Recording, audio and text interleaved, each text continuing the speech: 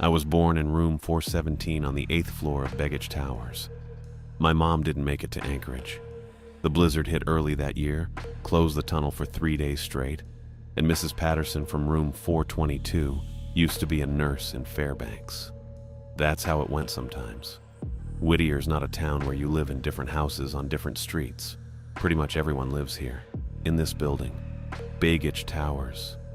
200 apartments stacked 14 stories high, connected by hallways that smell like industrial cleaner and old carpet. We've got a school inside, a clinic, a post office, a tiny grocery store that charges double for everything.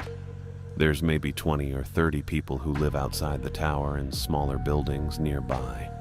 But when the wind comes off the sound at 60 miles per hour and the snow piles up past your windows, most of them end up here anyway. I didn't know it was strange until I was maybe 8 or 9. My dad worked on the docks when they weren't frozen over, and one summer he took me to Anchorage for supplies. We stayed in a hotel, separate building. I remember lying there in the dark, thinking about all that empty space between us and the next person. All that air and distance. It made my chest tight. Back home I could hear the Johnsons arguing through the wall to my left. Could hear old Mr. Reeves coughing through the ceiling. The building creaked and settled and hummed with the furnace running, and that felt right. That felt normal. The weather's the main reason we're all packed in here. Whittier gets something like 25 feet of snow every year. The wind off Prince William Sound doesn't mess around. We're wedged between the water and the mountains, and in winter the sun barely shows up. You go outside, you better have a reason. You better be prepared. The isolation's the other part. There's one way in and out by road. The Anton Anderson Memorial Tunnel cuts through the mountain, shares space with the railroad, and it's only wide enough for one direction of traffic at a time. They run it on a schedule. 15 minutes for cars heading out, 15 minutes for cars heading in, then they give it to the train. If you miss your window, you wait. In winter, the tunnel closes at night. Sometimes it closes for days. So yeah, Begich Towers made sense. Still does, I guess. I grew up knowing everybody's routines without trying. You couldn't help it. I knew Mrs. Patterson took her trash out every night at 7:15. Knew the Chens got their mail at noon. Knew which kids were loud in the stairwells and which ones kept quiet. You learned to read the sounds. Footsteps in the hall meant someone heading to the school wing or the store. Elevator ding on your floor meant a delivery or a visitor, and visitors were rare enough that people noticed. By the time I turned 18, I'd spent maybe a combined month of my life outside the building. School was on the 2nd floor. Friends lived 4 doors down or 2 floors up. Birthdays, holidays, funerals, all inside. The hallways were our streets. The stairwells were our shortcuts. I knew the whole layout by heart. That's probably why I took the maintenance job when Ray Gutierrez retired. I was 22. Didn't have much in the way of prospects, and my dad was already saying I needed to contribute or move out, which wasn't really a threat since there was nowhere to move to. The building manager, a guy named Stan, who lived on the 5th floor, offered me Ray's old position. Cleaning, minor repairs, keeping an eye on the boiler and the emergency exits. It paid enough. I figured I'd do it for a year, maybe 2. That was 8 years ago. The job came with keys. That was the part that changed things, not just the main doors and the utility closets. I got access to the mechanical rooms, the old storage areas up on 14, the panels in the walls where the plumbing ran, the roof access, the basement where they used to keep the original Cold War supplies. Begich Towers was built back in the 60s as army housing. Lots of rooms that didn't make it onto any normal map of the place.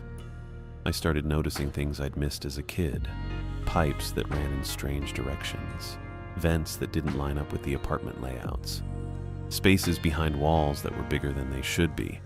I didn't go poking around much at first. It wasn't my business.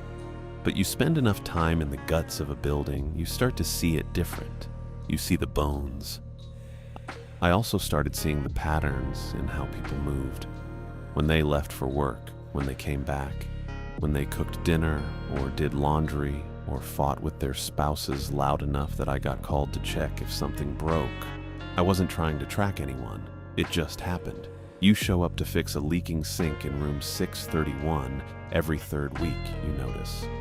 But the thing everyone did, every single person in the building, was the thing that happened at night. 1:12 a.m.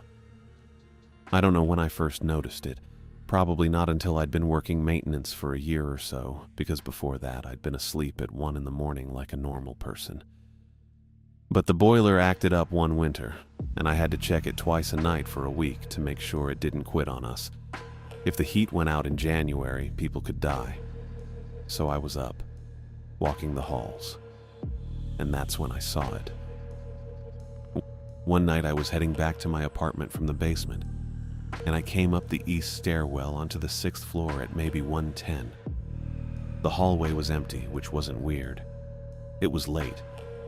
But then I heard it. This fast shuffle of movement, doors closing, locks clicking. I got to the 4th floor landing, and the hallway there was empty too, but I could feel it. Everyone was awake. At exactly 1:12, the building went silent. I'm not talking about quiet. I'm talking about silent. No hum from the vents, no creaking from the settling frame, no toilets running or TVs mumbling through thin walls. Nothing. It lasted 12 minutes. At 1:24, the noise came back all at once. Soft at first. A cough, a door unlocking, someone running water. Then normal, like nothing happened. I thought maybe I'd imagined it. I went back to my room, and I didn't think about it again until the next time I was up late. 2 weeks later, replacing a busted light fixture on the 9th floor. Same thing. 1:12. Everything stopped. 1:24. Everything started. I began staying up on purpose, watching. Turns out it wasn't just silence. People were doing things. At 1:11, you'd see someone in the hall heading back from the bathroom or the vending machines, and they'd freeze. They'd look at their watch or pull out their phone, and then they'd move. Fast. Back to their room, or if they were too far, into the nearest door that opened. I saw Mrs. Patterson yank a kid I didn't recognize into her apartment one night. Didn't say a word to him. Just grabbed his arm and pulled him in and shut the door. I saw curtains getting drawn, heard the locks turning. Heavy deadbolts. Most people had 2 or 3 installed, even though the building manager only put in 1 per door. At 1:12, every door on every floor was closed and locked, every curtain pulled, every light off or dimmed low. And, yeah, complete silence. I started keeping a notebook. Stupid, maybe. But I wrote down where I was each night, what I saw, who I saw. I went through a whole month without missing it once. The pattern never changed. Not one single night. Nobody talked about it. That was the part that got to me. I'd grown up here. I'd lived 30 years in this building, and I'd never once heard someone mention the 12 minutes. Not the kids at school. Not my parents. Not the neighbors I'd eaten dinner with or the people I passed every day in the halls. It wasn't a rule someone told you. It wasn't written down anywhere. You just knew. Except I didn't know. Not really. I knew what people did, but I didn't know why. I asked my mom about it once. Careful. Casual. I said something about the building getting quiet at night, and she looked at me for a long moment. Then she said, "You're working too hard. Get some sleep." That was it. I tried my dad. He just shook his head. Didn't even answer. The thing that scared me, and it did scare me, I'm not gonna pretend it didn't, was that it wasn't habit. It was compulsion. I could see it in how people moved. That kid Mrs. Patterson grabbed looked terrified. She looked terrified. This wasn't about being polite or keeping tradition. This was fear. Real fear. I started thinking about how long it had been happening. The building opened in 1957. My parents moved in during the 70s. They'd been doing this for decades. Maybe everyone had. Maybe it started the first night someone slept here. I couldn't let it go. I tried staying out in the hall one night. I was on the 10th floor. sitting by the window at the far end near the emergency exit. I told myself I'd just sit quiet and see what happened. Maybe nothing. Maybe it was all just coincidence and shared paranoia. At 111, I heard footsteps. Fast. Then Stan came around the corner, saw me, and went pale. "Get inside," he said. "I'm just... now." I'd never heard him sound like that. Stan was 50-something, calm, the kind of guy who didn't care if you were late on rent as long as you talked to him about it. But right then he looked at me like I was about to step in front of a train. I went to my room, locked the door, pulled the curtain. At 1:12, the silence dropped again. I couldn't stop thinking about it. What was in the hallways? What were we hiding from? Why 12 minutes? I started watching the clock every night, started resenting it. 1:12 felt like a countdown, and I didn't know what it was counting toward. I lay in bed with my eyes open, listening to nothing, imagining what might be out there moving through the halls, while we all sat behind our deadbolts like that would be enough. I knew the building better than anyone. I had keys to every room, every panel, every locked door. I could go anywhere, and I was starting to think I needed to.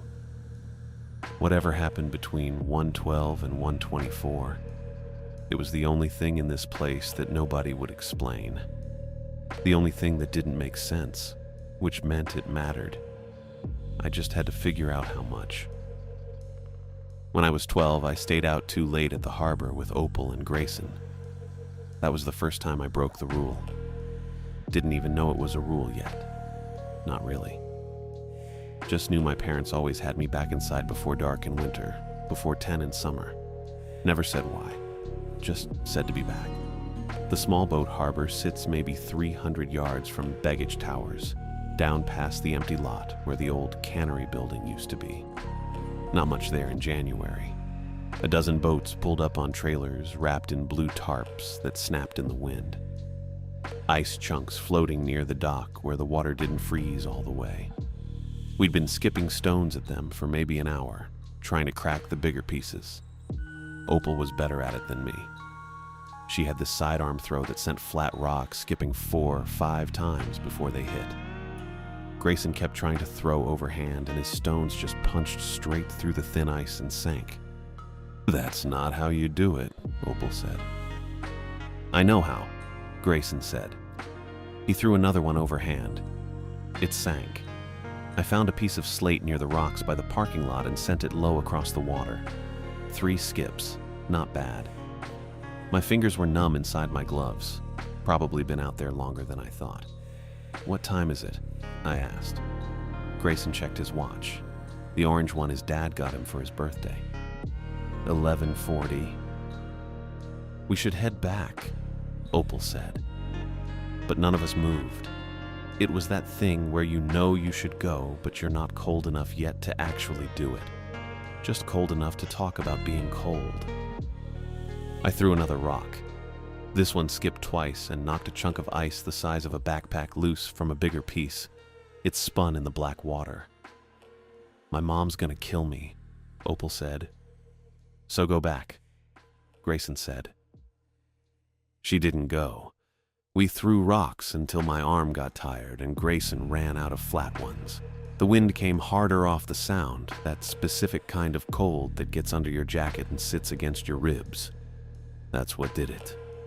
We all sort of looked at each other at the same time and just started walking. The parking lot between the harbor and the tower was empty except for 2 trucks near the east entrance and a snow berm the plow had left that morning. Our boots crunched loud on the frozen slush. Grayson walked faster than me and Opal. He always did that when he was nervous. Halfway across, maybe 50 yards from the lobby doors, I heard it, doors slamming.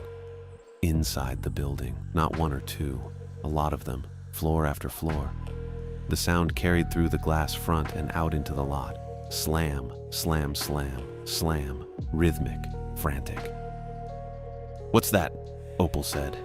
I didn't answer. We all started running. Grayson hit the lobby doors first and yanked one open. I came in right behind him and Opal was on my heels. The lobby was empty, lights still on. The old couch by the mailboxes, the bulletin board with the tunnel schedule pinned to it. But I could still hear doors closing above us, fainter now, higher up. I looked at the clock above the front desk, 1:11. My stomach dropped. Didn't know why exactly. Just knew we'd messed up. "Stairs," I said. We moved fast. Grayson took them 2 at a time. Opal kept up. I was slower, but I didn't stop. We passed the 2nd floor, the 3rd. I heard a deadbolt slide home somewhere on 4, then another. By the time we hit 5, the building had gone quiet. Not normal quiet, the kind where you notice it. We made it to the 6th floor hallway and stopped. My parents were on 8, but 6 was closer, and I didn't think we had time. The clock on the wall by the emergency exit read 1:12. Everything stopped. I don't mean we stopped moving. I mean everything. The air went still in a way air doesn't go still. The hum from the vents cut out. The faint buzz from the fluorescent lights died. No creak from the building settling. No water in the pipes. No sound from any apartment. Nothing. It felt like the whole building had been unplugged. Grayson stood frozen by the stairwell door. Opal's breath came fast, but I couldn't hear it. I could see her chest moving, but there was no sound. I turned toward the window at the end of the hall, the emergency exit. It had a curtain someone had hung years ago, thick green fabric that didn't quite cover the whole frame. I walked toward it. My boots didn't make noise on the tile. That should have stopped me, but it didn't. I reached the curtain and lifted the edge, just enough to see out. The parking lot sat below.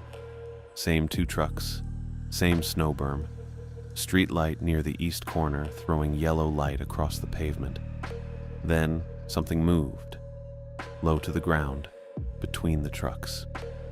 At first I thought it was a dog, or maybe someone crouched down, but it shifted wrong. The outline didn't hold. It started to stand, got maybe 3 feet tall. Then the shape broke apart. Not like it exploded. Like it forgot what shape it was supposed to be. The edges blurred and snapped back together somewhere else. A limb, or what looked like a limb, extended too far, bent at an angle that didn't work, then collapsed back into the center mass. I tried to focus on it, tried to pin down what I was looking at, but my eyes wouldn't hold it. Every time I thought I had the shape, it was already something different. And then the hunger hit. It came from nowhere, sudden and sharp and so strong it made my jaw ache. Not regular hunger, not the kind you get from skipping lunch. This was wrong, urgent, like I hadn't eaten in days and my stomach was trying to eat itself. But I'd had dinner 3 hours ago, leftover stew. I wasn't hungry, but I was. The feeling didn't make sense. It sat in my chest and my gut and my throat all at once, and it wasn't mine. I knew it wasn't mine, but I felt it anyway. Something gripped my wrist. I jerked back from the window and the curtain fell. Opal had my arm. Her fingers dug in hard enough that I felt it through my jacket sleeve. Her face was pale. She didn't say anything, just pulled. I looked at Grayson. He was staring at me with wide eyes and making quick, sharp gestures with both hands, pointing up, pointing at the stairwell, frantic but silent. His mouth stayed shut. He didn't risk a word. We moved. I don't know why we went up instead of trying to get into one of the apartments on 6. Maybe because we knew we weren't supposed to be in other people's spaces. Maybe because going to our own floors felt safer. I don't know. We just went. The stairwell was worse than the hallway. Darker. The quiet pressed in from all sides. I could feel it against my ears. My steps still didn't make sound. Neither did Opal's behind me or Grayson's ahead. We climbed, and the only thing I could hear was my own pulse inside my skull. Grayson peeled off at 7. Didn't wave. Didn't look back. Just slipped through the door and disappeared. Opal and I kept going. She lived on 8, same floor as me. We hit the landing and went through the door together. The hallway stretched out in both directions, every door shut, every curtain drawn. Dim light from the fixtures overhead, but no glow from under any door. Opal let go of my wrist. She looked at me for a second. Her expression was locked down tight, but I saw it underneath. The same thing I'd seen in her face when she grabbed me by the window. Terror. She turned left toward her apartment. I went right toward mine. We didn't say goodnight. Didn't say anything. I reached 804 and tried the handle. Unlocked. My parents hadn't locked me out. I slipped inside and shut the door as quietly as I could. The deadbolt slid home with a soft click that sounded too loud. I turned the second lock. Then I stood there in the dark entryway and waited. The 12 minutes weren't up yet. I didn't check the clock. Didn't need to. I could feel it. The air still had that unplugged quality, that flatness. I stood and I waited, and I didn't move. My jacket was still on. My boots still laced. I didn't take anything off. I just stood there and tried not to think about the thing in the parking lot, the thing that didn't hold a shape, the hunger that wasn't mine. Time passed. I don't know how much. Then the building came back. The hum started first, low, from the vents, then the pipes. A creak from somewhere above. A toilet flushed 2 apartments over. The fluorescent light in the kitchen buzzed faintly through the doorway. I let out a breath I didn't know I'd been holding. Footsteps in the living room. My dad appeared in the hallway. He looked at me, looked at my jacket, my boots. He knew I'd been outside, knew I'd cut it close. "Go to bed," he said. That was it. No lecture, no questions. Just that. I went to my room and shut the door, sat on the edge of my bed and stared at the wall. My wrist still hurt where Opal had grabbed it. I pushed my sleeve up. 5 red marks, finger-shaped. They'd be bruises by morning. I realized something sitting there in the dark. The quiet during those 12 minutes wasn't a choice. It wasn't people deciding to be quiet. It was forced, like something was listening. Like making noise would let it know exactly where you were. And I'd seen it.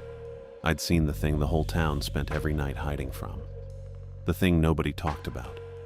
The thing that had no name because naming it would mean admitting it was real. I didn't know what it was, but I knew it was there. And I knew I wasn't supposed to see it. I caught up with Opal and Grace in the next afternoon outside the school wing on the 3rd floor. I'd been thinking about it all morning.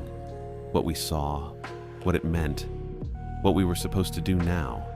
I figured we'd talk about it. We had to talk about it. Opal was at her locker pulling out a math textbook.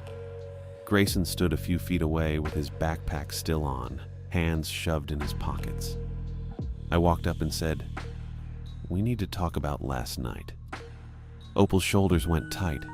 She didn't look at me, just kept her eyes on the locker shelf and said, "Not here." Fair enough. I glanced around. Mrs. Holloway was down the hall putting up something on the bulletin board.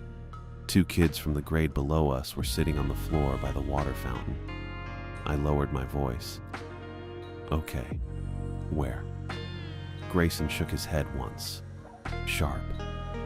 His face had that same pale look from the night before, and his eyes kept darting toward the hallway behind me. "Nowhere," Opal said. She pulled the textbook out and shut the locker harder than she needed to. "There's nothing to talk about." That stopped me. I stared at her. "What do you mean there's nothing to talk about? We were out too late," she said.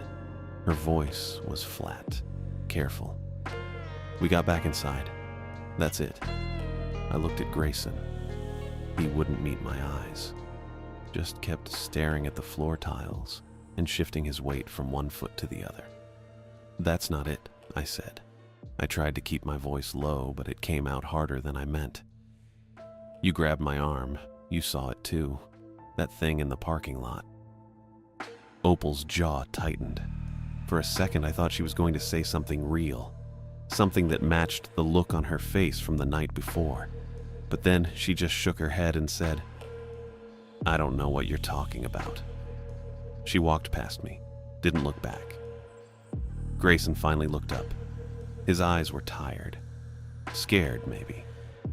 He opened his mouth, then closed it again and followed Opal down the hall. I stood there by the lockers feeling like I'd missed something, or like I'd said something wrong. But I hadn't. I knew what I saw. I knew they saw it too. That was it, though. The conversation fell apart before it even started. Everyone around us kept moving, kept acting normal, and Opal and Grayson just folded back into that like nothing happened. I didn't try again that day. 2 days later, I saw Opal in the stairwell between 4th and 5th floor. It was late afternoon, almost dinner time. She was heading up. I was heading down. We both stopped on the landing. She looked at me for a long moment. Then she said, "My mom told me it's for avalanche warnings." I blinked. "What?" "The quiet time." She said it quickly, like she'd been holding it in and needed to get it out. She said the town has an agreement. Everyone stays inside and quiet so they can hear the sirens if there's an avalanche risk. I just stared at her. That didn't make sense. I said, "It happens in summer too." Opal's face didn't change. "I know. Avalanches don't." "I know." She looked tired. Her voice dropped. "I'm just telling you what she said." I wanted to push. I wanted to ask if she believed it, if her mom really thought that made sense, if anyone actually thought that made sense. But Opal's expression told me not to. She'd given me what she could. That was it. She kept going up the stairs. I kept going down. I ran into Grayson a week after that. He was coming out of the grocery store on the 1st floor, carrying a plastic bag with a loaf of bread sticking out the top. I was waiting for the elevator. When he saw me, he hesitated, then walked over. "My dad says it's a tunnel thing," he said. No greeting, no context, just that. I turned to look at him. "What?" "The 12 minutes. He shifted the bag to his other hand. Wouldn't look at me. He says it's a safety requirement because of the Anton Anderson Memorial Tunnel. Something about scheduling and making sure everyone's accounted for. I thought about that. The tunnel ran on a schedule. 15 minutes outbound, 15 inbound, then the train. It closed at night in winter, sometimes for days when the weather got bad. But none of that lined up with 1:12 a.m. every single night. "That doesn't match the timing," I said. Grayson shrugged. His shoulders stayed up a little too long, tense. "I'm just telling you what he said." Same thing Opal had said, same tone, like they were passing along messages they didn't believe but had to deliver anyway. The elevator doors opened. Grayson got in. I didn't. That night I asked my parents. We were in the kitchen. Mom was washing dishes. Dad was at the table reading a 2-week-old newspaper someone had brought back from Anchorage. I was putting away the clean plates in the cabinet by the fridge. I said, "Why does everyone lock their doors at 1:12 a.m.? The room went quiet.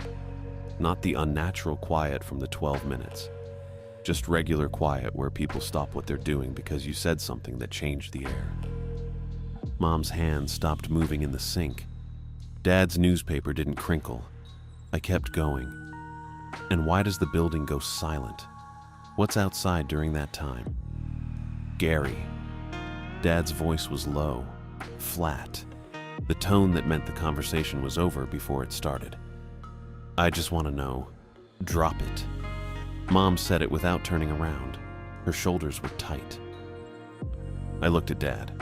He'd set the newspaper down and was looking at me with an expression I couldn't quite read. Not angry, something else. Something that made my chest feel tight. "It's not complicated," he said. "You stay inside for 12 minutes. That's it." "But why?" "Because that's the rule." His voice got harder. "And you don't ask about the rule. You follow it." Mom turned around. Her face was pale. "This isn't a game, Gary. You can't just..." She stopped. took a breath. You stay inside. You keep quiet. You don't make this harder than it needs to be. I wanted to argue. I wanted to tell them I'd already seen it, that hiding didn't make sense if I already knew something was out there. But the look on their faces stopped me. It wasn't just fear. It was something resigned. Like they'd had this conversation before, maybe with each other, maybe with other people, and it never went anywhere. What if I just left? I said. What if I moved to Anchorage or somewhere else? Dad shook his head. It's not that simple. Why not? Because it's not. Mom's voice cracked a little. You think you can just pack a bag and go? You think it works like that? I didn't know what to say to that. I'd been to Anchorage exactly 3 times in my life. Each time we'd come back to Whittier within 2 days. Dad stood up, folded the newspaper and set it on the table. Staying inside for 12 minutes is easier than making trouble, he said. A lot easier, you understand? I didn't, but I could tell I wasn't going to get more than that. I nodded. Dad left the kitchen. Mom turned back to the sink. I put the last plate away and went to my room. That was the night I stopped asking. A year later, Liam Gutierrez disappeared. I didn't know him well. He was a year younger, kind of loud, always hanging around the gym on the 2nd floor trying to get people to play pickup basketball or volleyball or whatever. I'd been in a few games with him. He talked a lot, laughed a lot, the kind of kid who filled up space. One morning, he just wasn't there. His parents reported it to Stan, who called it in to someone outside. State troopers, I think.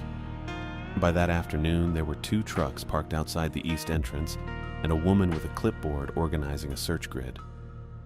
Her name was Catherine Vasquez.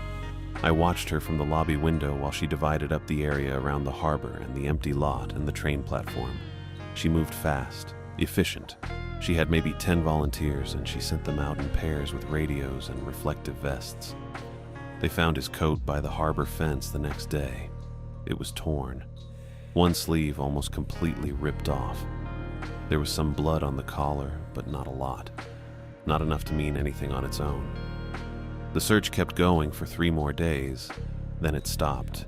Catherine Vasquez packed up her clipboard and her grid map and thanked everyone for their time. A state trooper, tall guy, short hair, uniform jacket with a radio mic clipped to the shoulder, stood by his truck writing something in a notebook. His name was Oscar Davenport. I only knew that because I heard Catherine say it when she walked over to talk to him. They talked for maybe 5 minutes. I couldn't hear what they said, but neither of them looked upset. They looked calm, professional, like they were wrapping up a routine job. Oscar Davenport got in his truck and drove toward the tunnel. Catherine Vasquez got in hers and followed. That was it. No announcement, no memorial, no meeting in the community room where people talked about what happened or what might have happened. Liam's parents stayed in their apartment for a week, then they started coming out again. I saw his mom in the grocery store buying soup. She looked tired, sad, but not shocked. That was the part that stuck with me. Nobody looked shocked. I started paying attention after that, to how people reacted when his name came up, to the way conversations shifted when someone mentioned the harbor or the fence or that night. People were sad, yeah, but they weren't surprised. Mrs. Patterson said something to Mrs. Chen in the mailroom about how it was awful, but at least it had been a while since the last one. I was standing by the bulletin board pretending to read the tunnel schedule, and I heard her say it. She didn't whisper, didn't act like it was a secret. At least it had been a while since the last one. Like it was expected. Like losses just happened here, and everyone knew it and had made peace with it a long time ago. I thought about Liam in the gym. The way he used to call for the ball even when he was covered. The way he laughed too loud at his own jokes. I thought about his coat by the fence, one sleeve torn almost completely off. I thought about the thing in the parking lot, the shape that didn't hold, the hunger that wasn't mine. and I realized the town didn't just know about it. The town had been feeding it for years. After Liam disappeared, things changed. Not all at once, not dramatically, just enough that I noticed. Opal stopped eating lunch in the cafeteria at the same time I did. She'd show up at 11:45 instead of noon, or 1:15 instead of 12:30. When we passed in the hallway, she'd nod but keep walking. No small talk.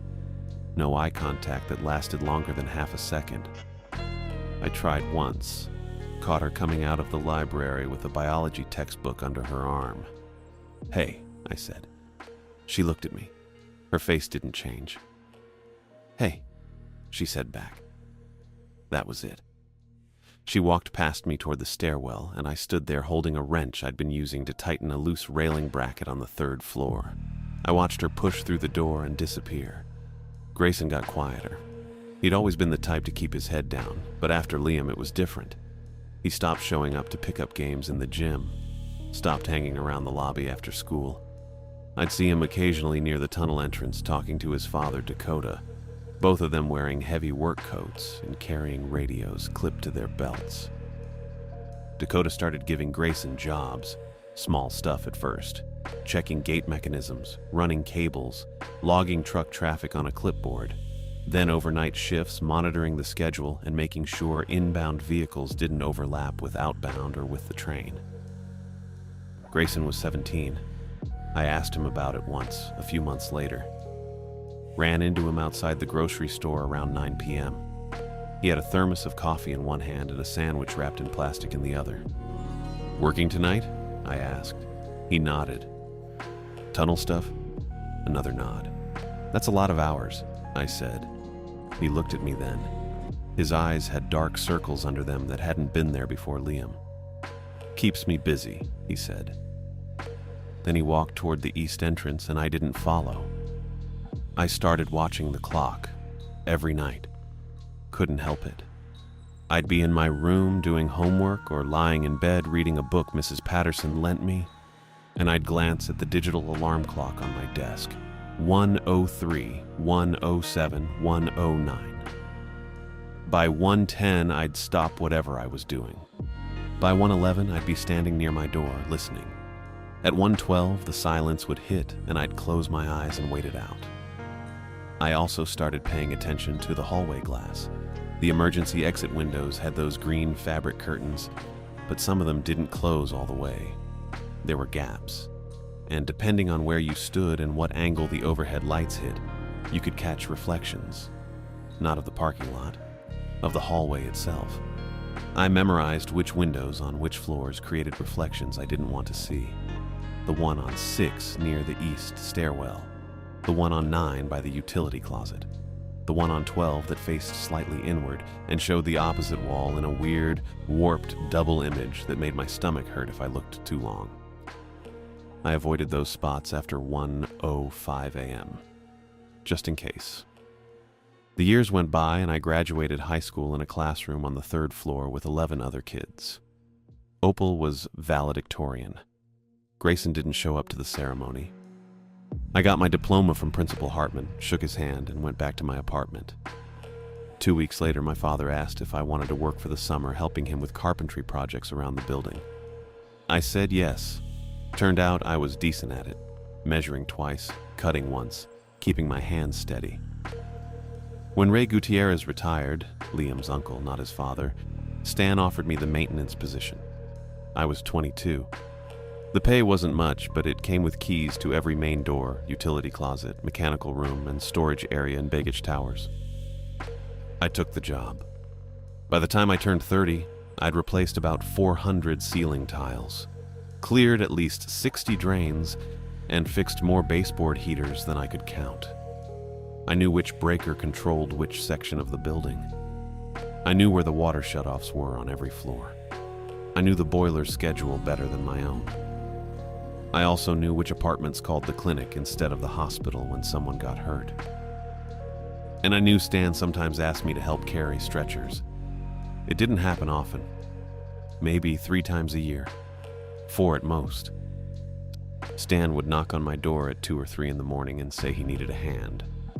We'd go to whatever apartment he pointed to, usually somewhere between floors 5 and 10, and there'd be someone on a couch or a bed with a blanket over them, and a family member sitting nearby who wouldn't make eye contact. Stan would unfold the stretcher. We'd lift. We'd carry them down to the clinic on the first floor, where Opal would be waiting in scrubs with the door already open. Nobody explained the injuries. Nobody filed reports. I didn't ask. The one time I tried, apartment 732, a man in his 50s with a gash along his ribs that looked too clean to be from a fall. Stan told me to focus on my end of the stretcher and keep it level. So I did. Opal came back into my daily orbit when she returned from Anchorage after finishing nursing school. She was 26. I was 28. She got hired at the Whittier clinic and started working 3 12-hour shifts a week, sometimes 4. I'd see her in the grocery store buying yogurt and bananas, in the mailroom sorting envelopes, in the lobby reading notices on the bulletin board. We didn't talk much, but we were both there. One time she was walking past me on the 6th floor while I was replacing a light fixture outside the emergency exit. She slowed down. "Careful with that," she said, nodding at the fixture. "Always am," I said. She almost smiled. Didn't quite. Then kept walking. It felt normal, or close enough. Grayson came back too, in a way. He'd never really left. He just got older and kept doing the same work his father had trained him for. By 31, he was a full-time tunnel operator working nights, weekends, holidays. He had gate codes, camera feeds, radio contact with the state transportation department. I'd see him occasionally in the lobby around 6 p.m. when his shift started, or at 7:30 a.m. when it ended. He always looked tired, always had coffee, always wore the same reflective jacket with tunnel operations printed on the back in yellow letters. We'd nod at each other. That was it. None of us joked about 112. We didn't talk about Liam. We didn't talk about the 12 minutes. We didn't talk about the shape in the parking lot or the hunger that wasn't ours or the silence that made sound impossible. We just went along with it. Every night at 111, I'd be in my apartment with both deadbolts engaged and the curtain pulled. Every night at 112, the building would go still. Every night at 124, it would come back. I followed the rule, because the alternative felt unthinkable. Because I'd seen Liam's coat by the harbor fence with the sleeve torn off and the blood on the collar. Because I knew what happened to people who didn't make it inside in time. And because some part of me, the part that still remembered being 12 years old and watching something move wrong in the parking lot, understood that staying alive in Whittier meant accepting things you couldn't explain and following rules nobody would say out loud. So I did. For 18 years. Until the night I was in the basement checking a pipe valve that had been dripping since Tuesday, and I looked at my watch and saw 109 and realized I was 3 floors down with 2 flights of stairs and a 50-yard hallway between me and my apartment door. I started moving, fast, but not fast enough, because this time I realized chest tight, boots hitting concrete, tool bag banging against my hip. I might not make it indoors before the hour struck. I was in the basement at 109 checking that dripping valve near the water heater when I saw the fault light. Small red blink on the fire alarm panel mounted by the utility shelf. Probably nothing. Usually nothing. But I'd been down there since midnight and the timing bugged me a little. The panel had 16 zones marked with faded tape labels from the 80s.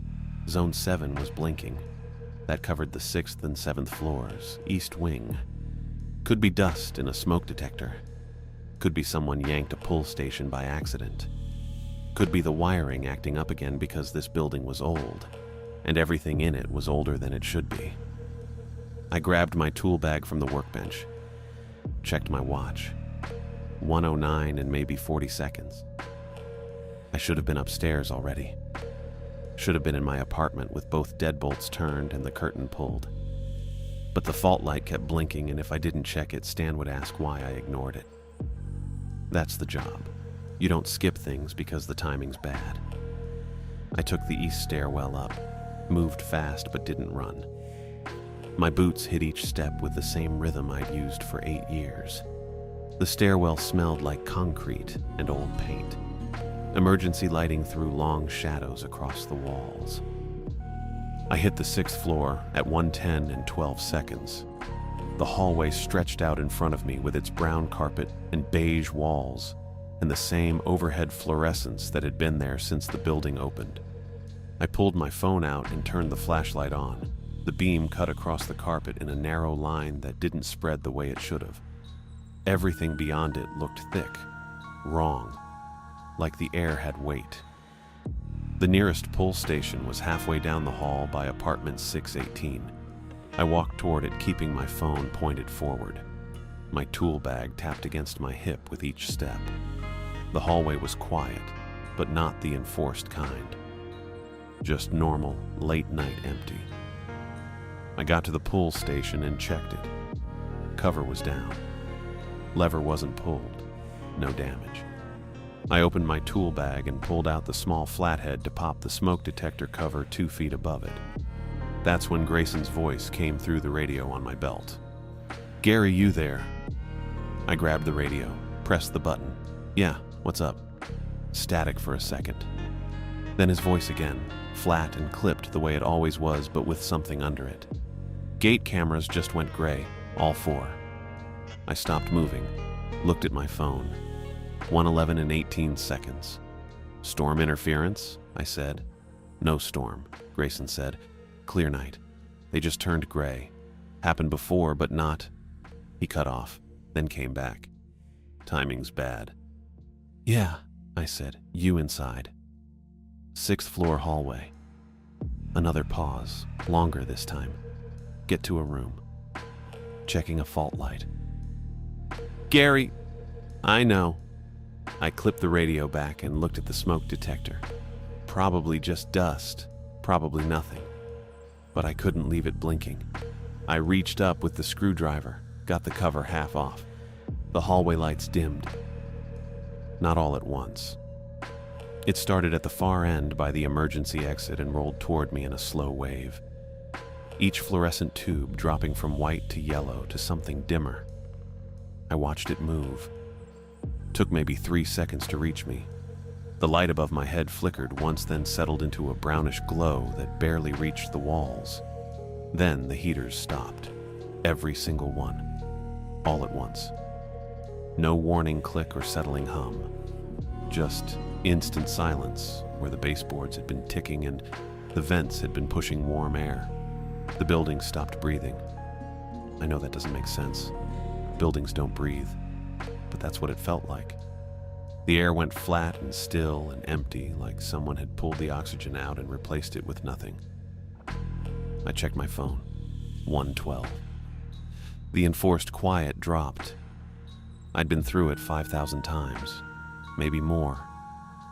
Every single night since I was 12, I'd been inside a room with the door locked and the curtain pulled when 1:12 hit.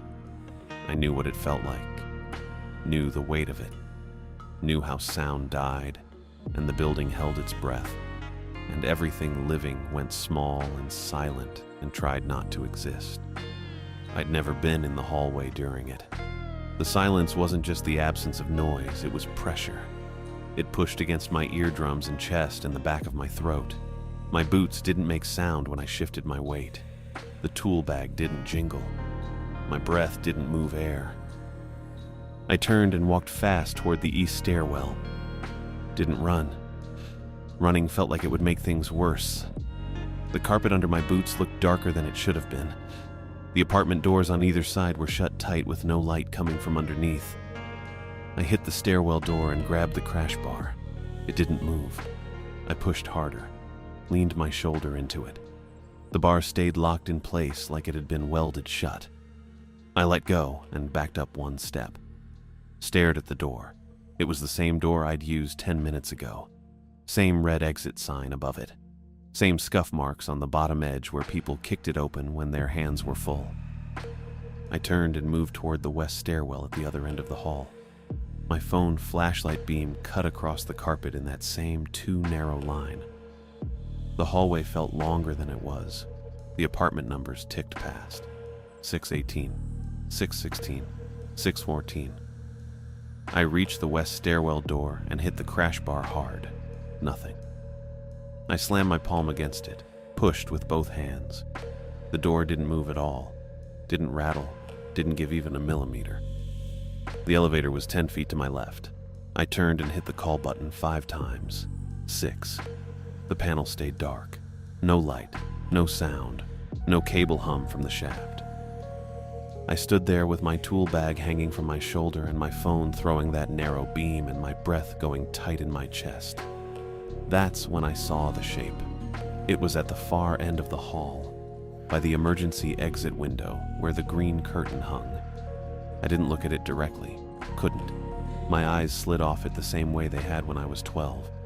It moved forward, not walking, sliding, like it was being pulled across the carpet on a track I couldn't see. The outline didn't hold. 1 second it was low and wide, the next it was tall and narrow, edges blurred and snapped back together somewhere else. It moved through mismatched frames of reality, and it angled toward me. I could feel its attention. That's the only way to describe it. Not seeing me, tasting me. The same way I'd tasted that wrong hunger 18 years ago. I forced my eyes down to the carpet, focused on the pattern. Brown and beige squares in a grid that ran the length of the hall. My phone beam cut across it at an angle. The shape kept moving. I tracked it through the baseboard.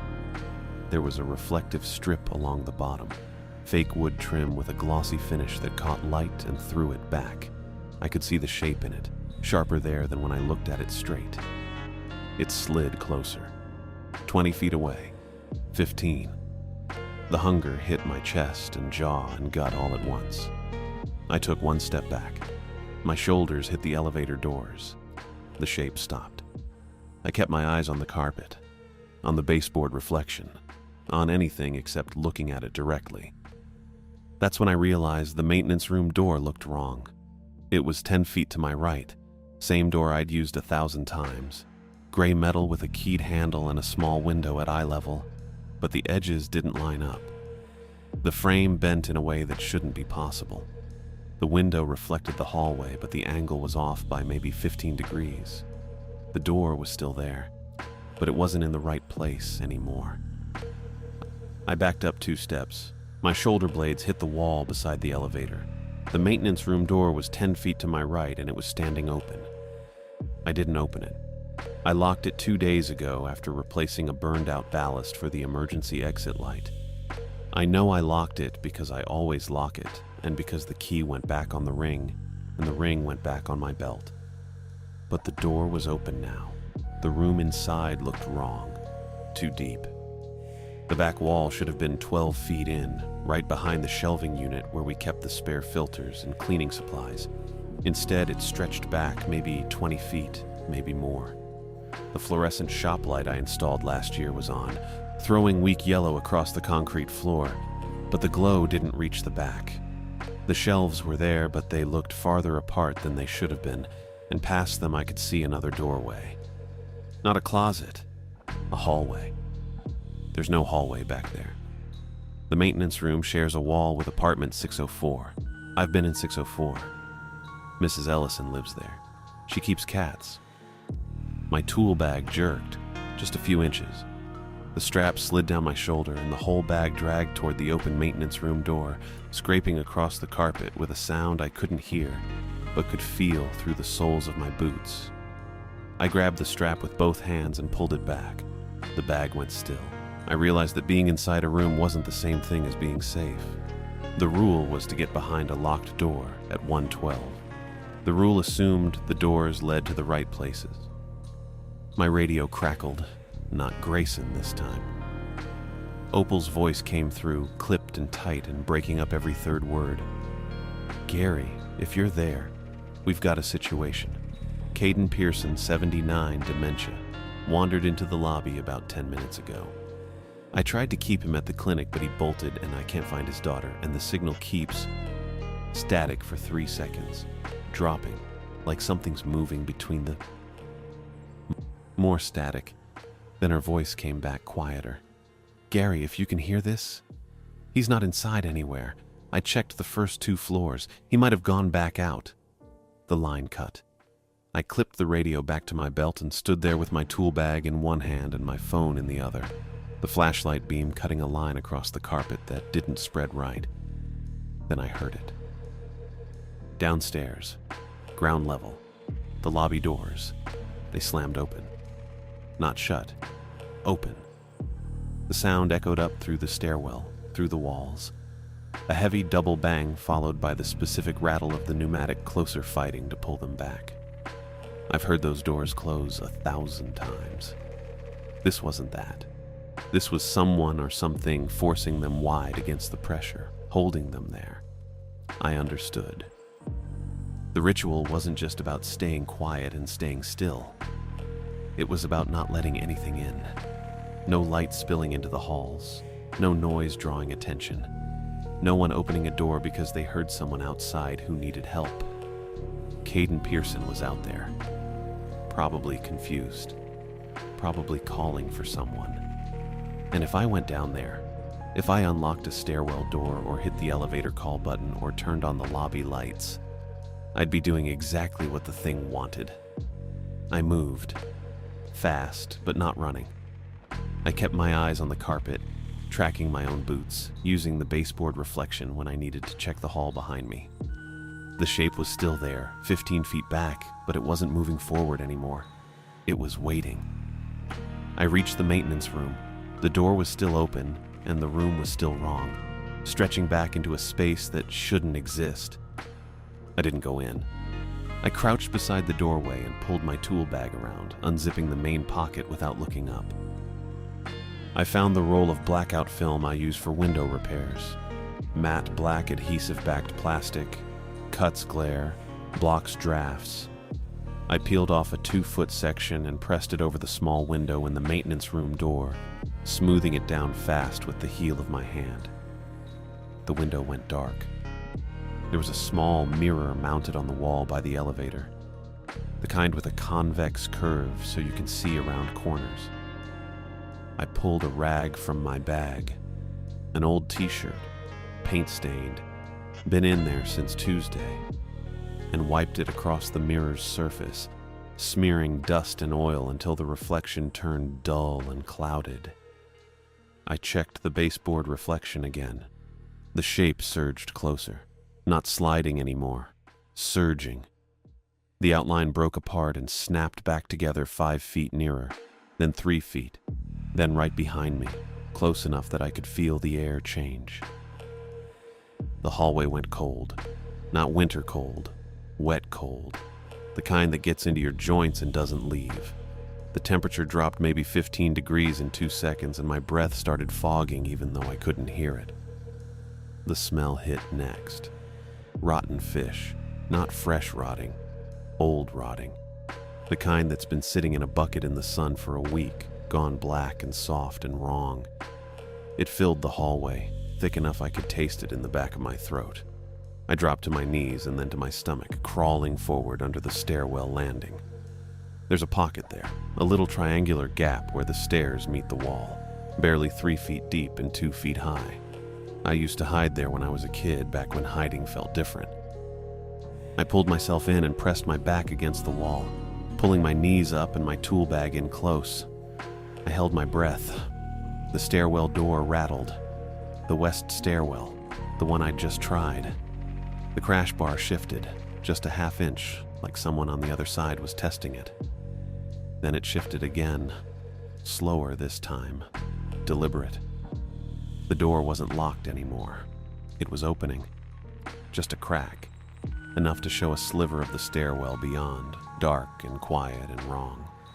A lure. I stayed still. I reached down to my belt, unclipped the radio, and pressed the talk button twice without saying anything. 2 clicks. The signal Grayson and I used when we were kids, back when we played hide and seek in the storage rooms on 14. 2 clicks meant don't open the door. I waited. The stairwell door stopped moving. The crack stayed open, maybe an inch, maybe less. I could see a slice of concrete steps and metal railing. Nothing else.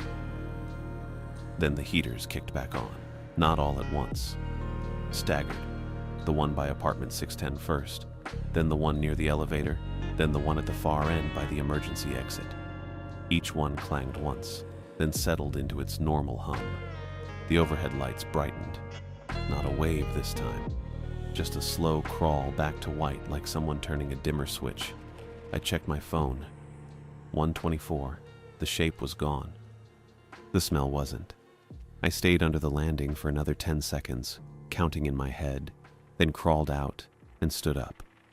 My knees cracked. The hallway looked normal. Brown carpet, beige walls, fluorescence humming. The stairwell door was shut again, the crash bar flat and locked. I ran. Down the west stairwell, taking the steps 2 at a time, my boots loud against the concrete. I hit the 3rd floor landing, the 2nd the 1st.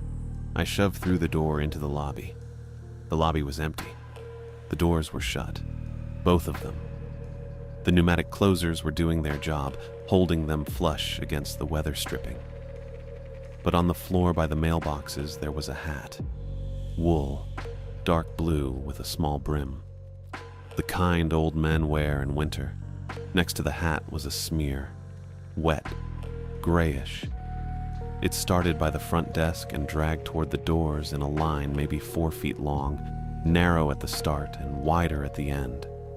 The curtains on the lobby windows were pinned back in place, neat and even. I checked them yesterday. They were fine. Someone had unpinned them, then pinned them again. I picked up the hat. It was cold, damp. I turned it over. Inside the band, written in faded marker, K. Pearson. By morning, I was in the basement running diagnostics on the camera feeds. Grayson showed up at 6:45, still in his tunnel jacket, still carrying his thermos. He didn't say anything, just pulled up the footage from 1:12 to 1:24 on his tablet and turned it toward me. 12 minutes of blank gray static. All 4 tunnel cameras. All 16 building cameras. Then one frame. Right at 1:23, camera 9, the one covering the east entrance, showed a shape, bent, tall, pressed so close to the lens the edges blurred and bled into the surrounding gray. Then nothing. Grayson pulled the tablet back and powered it off. He told me Opal called him at 5 a.m. The clinic's back door was standing open when she came in for her shift. The lock was intact. The deadbolt was still engaged. The door was just open. Caden Pearson was still missing. Nobody called it an abduction. A week later, I quit. I told Stan I needed a break, maybe a change, maybe some time to figure things out. He nodded and didn't ask questions. I packed 2 duffel bags, got on the morning bus, and rode it through the tunnel to Anchorage. I rented a studio apartment on the north side. 4th floor, shared hallway, HVAC that rattled. I told myself distance would break it, that the 12 minutes were tied to Whittier, to the building, to the tunnel and the harbor, and the specific isolation of a town you can't leave without permission from a gate schedule. I slept 3 nights without checking the clock. On the 4th night, I woke up at 1:11. I didn't mean to. I wasn't trying. But I opened my eyes and checked my phone, and it was 1:11 and 40 seconds. At 1:12, the hallway outside went quiet. The HVAC rattle stopped. The hum from the refrigerator cut out. My phone lost signal, the bars dropping to nothing in 2 seconds. I turned my head toward the kitchenette. The microwave door was closed, the glass dark. In the reflection, I saw a shape standing behind me. Bent, tall, edges blurred. It got clearer the longer I looked. I didn't turn around. I understood. The quiet time didn't stay in Whittier. It followed me. And I'd left behind the only people who knew how to survive it.